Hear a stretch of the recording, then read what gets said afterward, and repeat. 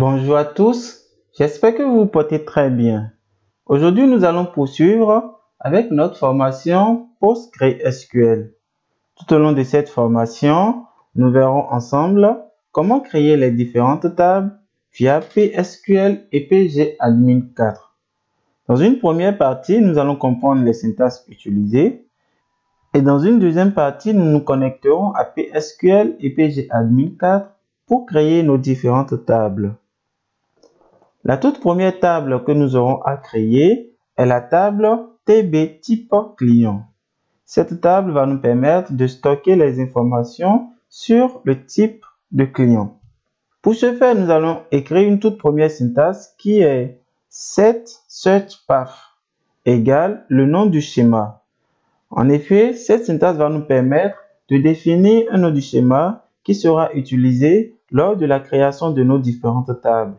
Cela veut tout simplement dire que nos tables que nous allons créer vont directement être stockées dans le schéma qu'on aura défini. Dans notre cas, le schéma sera IOP. Ensuite, nous avons mis une deuxième syntaxe qui permet de supprimer cette table si elle existe déjà.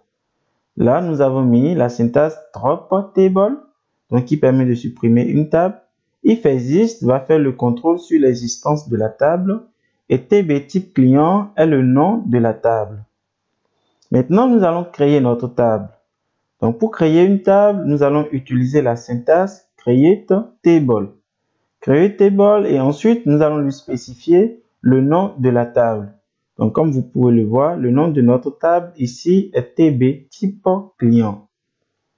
Et ensuite, nous allons définir les différentes colonnes ou attributs de notre table. Ici, nous en avons deux. Le CD type client. Et là, nous allons lui spécifier le type de notre colonne. Donc ici, c'est un varchar. Donc nous avons mis varchar. Et là, nous allons lui mettre le nombre de caractères possibles que nous voulons avoir. Donc ici, nous nous limitons à 50 caractères. Et là, nous mettons note nulle pour veut dire tout simplement que le code ne doit pas être nul. Donc, si jamais lors des insertions des données dans cette table, nous mettons une valeur nulle, l'insertion ne pourra pas se faire. Ensuite, la deuxième colonne est LB type client. Nous lui spécifions le type. Donc ici, le type est varchar. La taille, donc, est 100. Cela veut dire que nous ne pouvons pas avoir plus de 100 caractères. Et pareil, cette information ne doit pas être nulle. D'où la présence de note nulle. Ensuite, nous allons définir une contrainte qui va nous permettre d'avoir une clé primaire. Ici, nous définissons une clé primaire à la table TB type client. Et la clé primaire de cette table est CD type client. Donc, pour expliquer cette syntaxe, nous avons mis constraint pour dire que c'est une contrainte. TB type client PKey est le nom que nous donnons à cette contrainte. Primary key veut dire tout simplement que cette colonne sera la clé primaire de notre table. Et là, nous lui spécifions la clé primaire, donc dans la parenthèse. La deuxième table que nous aurons à créer est la table TB client. Pour ce faire, nous allons d'abord vérifier la présence de cette table. Si elle existe, nous allons la supprimer avec la syntaxe dropTable if exist. Et là, nous lui spécifions le nom de la table. Ensuite, nous allons créer notre table avec la syntaxe createTable. Donc, createTable, nous allons lui mettre le nom de la table. Après, nous allons spécifier les différentes colonnes. Cette table va posséder une clé primaire, d'où la présence de constraintes. Donc, pour dire que nous définissons une contrainte, nous allons spécifier le nom de cette contrainte. Donc là, nous nommons notre contrainte TB client PKey. Donc, c'est le nom de la contrainte. Ensuite, là, c'est une clé primaire, donc primary key. Et nous allons spécifier la colonne sur laquelle la clé primaire est définie. Ensuite, nous avons une clé étrangère. Donc, cette clé étrangère est le code type client. Donc, pareil, nous allons écrire la syntaxe constraint TB client FKey pour dire que nous donnons le nom TB client FKey à cette contrainte. Le foreign key veut tout simplement dire que c'est une clé étrangère. Nous allons spécifier la colonne sur laquelle cette clé étrangère est définie. Donc la colonne ici est CD type client. Et cette colonne sera référencée par la table TB type client qui possède aussi la colonne CD type client. Cela veut dire que tant que le type client n'existe pas dans la table TB type client, nous ne pouvons pas l'utiliser dans la table TB client. La troisième table est la table TB catégorie. Pareil, nous allons procéder à une suppression de cette table si elle existe. Ensuite, nous allons créer la table, donc TB catégorie. Nous allons spécifier les différentes colonnes, donc CD catégorie, le type, la taille. Pareil, cette colonne ne doit pas être nulle. Et nous allons spécifier le libellé de cette catégorie. Pareil, cette table possède une clé primaire, donc que nous nommons TB catégorie PKey.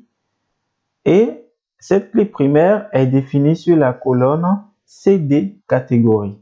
La quatrième table que nous aurons à créer est la table TB sous-catégorie. Pareil, pour cette table, nous allons la supprimer si elle existe. Ensuite, nous allons procéder à la création de la table avec la syntaxe createTable. On spécifie le nom, donc TB sous-catégorie. Nous allons spécifier les différentes colonnes, donc CD sous-catégorie, LB sous-catégorie, ainsi que le code catégorie qui est en effet une clé étrangère. Ici, nous allons lui donner donc une contrainte, donc une clé primaire. Cette clé primaire est nommée TB sous-catégorie PKey. Cette clé primaire est définie sur la colonne CD sous-catégorie. Pareil, cette table contient une clé étrangère, donc qui est le code catégorie. Cette clé étrangère est nommée TB sous-catégorie FKey et est référencée par la table TB catégorie. La cinquième table que nous aurons à créer est la table TB produit. Donc pareil, nous allons procéder à la suppression de cette table si elle existe. Ensuite, nous allons créer cette table donc avec la syntaxe createTable TB produit. Et là, nous allons spécifier les différentes colonnes. Donc le code produit, le nom du produit, le prix d'achat du produit. Ici, vous allez voir la présence d'un nouveau type, donc numérique, ici. Et pareil, note nulle pouvait dire que le prix d'achat ne doit pas être nul. Pareil, nous allons spécifier le prix de vente du produit ainsi que le code sous-catégorie du produit. Cette table va contenir une clé primaire, donc qui sera nommée TB produit PKey, et cette clé primaire est définie sur le code du produit. Et de la même manière, elle possède une clé étrangère. Donc cette clé étrangère est définie sur le code sous-catégorie. La table 6 sera la table TB vente. Pareil, si cette table existe, nous allons la supprimer. Ensuite, nous allons créer cette table avec la syntaxe createTable TB vente. Et là, nous allons spécifier les différentes colonnes.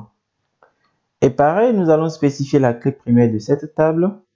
Donc cette clé primaire est nommée TB vente PKey. Elle est définie sur la colonne ID vente. Cette même table possède une clé étrangère, donc qui est l'identifiant du client. La septième table est la dernière. Donc pareil, nous allons procéder à la suppression de cette table si elle existe. L'avantage de faire cette suppression est d'éviter d'avoir des erreurs.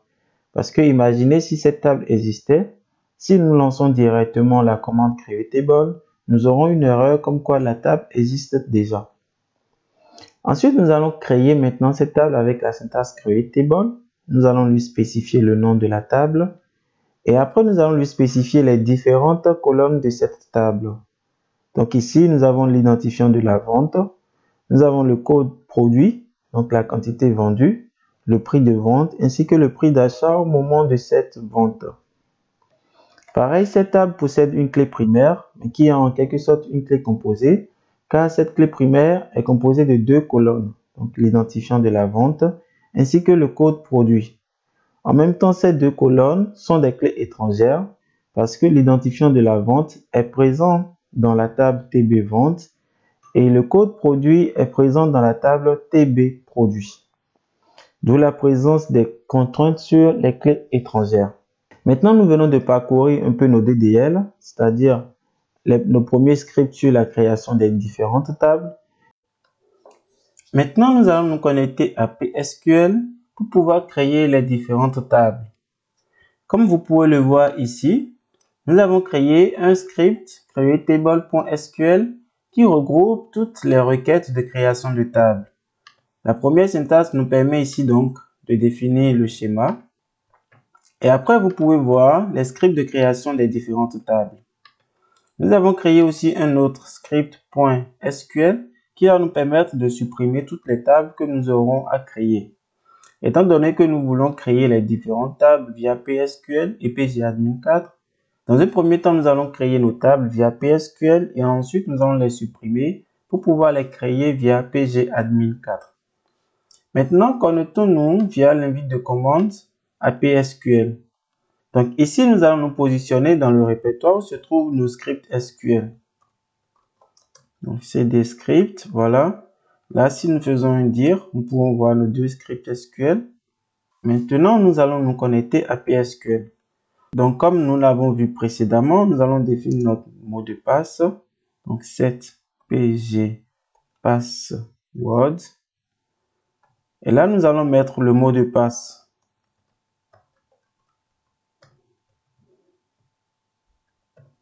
Ensuite, nous allons faire entrer. Voilà. Maintenant, nous allons nous connecter à PSQL. PSQL. Nous allons spécifier le serveur. Donc, c'est localhost. Nous allons spécifier le port. Donc, -p espace le port. Donc, 5432. Nous allons spécifier l'utilisateur. Et ensuite, nous allons spécifier le nom de la base de données. Voilà, et là, nous allons faire entrer. Donc voilà, les informations saisies sont justes. Donc voilà, nous sommes connectés à notre base de données. Donc pour vérifier la présence des relations, donc des tables, nous allons faire un /dt.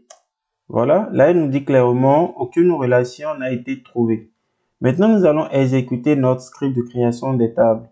Nous allons faire un /i et nous allons mettre le nom de notre script. Donc c'est script createTable.sql, voilà, comme ceci. Et là, nous allons faire entrer. Vous voyez, donc automatiquement, il va nous créer nos tables. Le message ici veut tout simplement dire que lors de la suppression, il n'a pas trouvé la table TB client, d'autant plus que cette table n'existait pas. Et après, il fait la suppression et il crée la table. Donc, si à nouveau nous faisons /dt, vous voyez, là, automatiquement, nous pouvons voir nos 7 tables créées. Voilà, il est très simple de lancer une requête SQL via PSQL. Maintenant, nous allons supprimer les tables. Donc, nous allons faire la même chose. Donc, ici, nous allons faire un /i. Et là, nous allons mettre le script de suppression des tables. Donc, script drop table.sql. Et là, nous allons faire entrer. Voilà.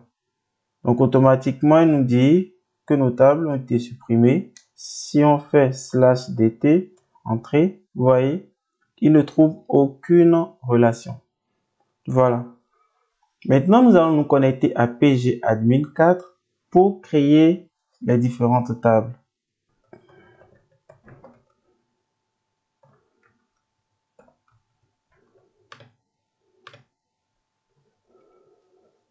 Voilà, donc là nous sommes connectés, nous allons nous connecter à la base de données e-commerce. Voilà, nous allons faire un double-clic. Et là, si nous allons dans schéma, nous allons retrouver notre schéma, donc IOP. Et dans notre schéma, nous pouvons voir les tables. Donc ici, vous voyez, nous n'avons actuellement aucune table. Donc quand on essaie de faire un clic, nous ne trouvons pas de table, ce qui est normal. Aucune table n'a encore été créée. Donc ici, nous allons faire Query Tool pour exécuter nos différentes requêtes. Donc là, pareil, nous allons faire ouvrir pour ouvrir un fichier existant. Donc là, nous allons choisir script createTable. Voilà. Et nous allons faire select. Voilà. Donc là, nous avons toutes nos différentes requêtes. Donc tout ce qu'il nous reste à faire est d'exécuter cette requête. Donc voilà, on va faire exécuter. Vous voyez, donc voilà, il vient de créer toutes nos tables. Si nous venons ici, par exemple, nous faisons un clic droit, refresh. Vous voyez, là, nos tables sont bel et bien présentes. Nous avons nos 7 tables. Donc, si nous déplions chacune des tables, vous voyez, dans chacune des tables, vous avez la présence des colonnes. Donc ici, TB catégorie, nous avons nos 2 colonnes, CD catégorie et le libellé de la catégorie. Dans contrainte, nous avons la clé primaire que nous avons définie sur cette table. Donc elle est définie en faisant un clic droit Properties. Nous pouvons voir sur quel champ cette clé primaire là est définie. Donc cette clé primaire est définie sur le champ CD catégorie. Voilà. Donc pareil, nous pouvons faire la même chose pour les autres tables. Donc TB client, vous voyez, dans colonne, nous avons les différentes colonnes. Dans contraintes, ici, vous pouvez voir 2 clés. Donc là, nous avons la clé étrangère, dont la couleur diffère de la clé primaire. Donc voilà, ici, vous pouvez voir la table qui référencie cette clé étrangère. Voilà, ici, nous avons la clé primaire de la table TB client. Et là, nous avons la colonne. Donc voilà, vous pouvez effectuer la vérification pour les autres tables. Donc voilà, si nous allons sur la table TB détail vente, nous avons la présence de nos différentes colonnes, ainsi que la présence de nos différentes clés primaires et clés étrangères. Donc voilà, pareil pour TB produit. Ici, nous avons la présence de nos différentes colonnes. Et là, nous avons les clés primaires ainsi que clés étrangères. Donc voilà, vous venez de voir comment créer les tables via PSQL et PGAdmin 4.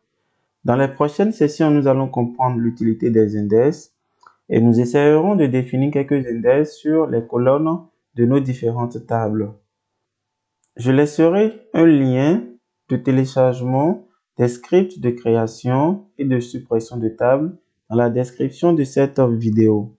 Je vous remercie de m'avoir suivi et je vous dis à très vite pour une autre vidéo de formation.